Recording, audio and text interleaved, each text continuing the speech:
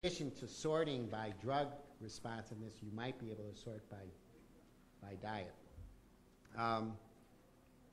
What that leads to is there's a debate with some friends of mine about when does beta cell failure occur in a diabetic.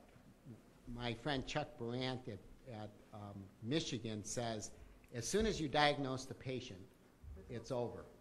And I can't agree with that because there are these different responses to the drugs. Clearly, though, if you go long enough as a diabetic, like 10 years, almost every type 2 diabetic has beta mast failure. So that means that we have to look at early onset disease. And if we're linking genetics to nutrition, we have to essentially get newly diagnosed, because once you get diagnosed, you start changing your lifestyle.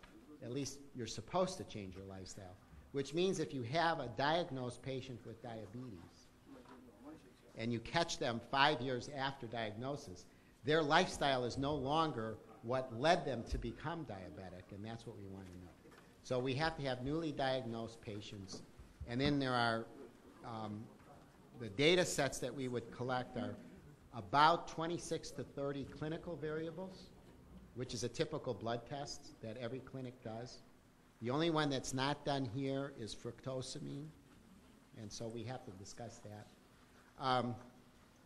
We would have some type of dietary assessment tools, and there would be 27 to 30 nutrients that we would get from that set. And then candidate genes, there's a list of 10 from the Genome-Wide Association studies, but there's another 50 genes that had previously been linked that are now forgotten. So the idea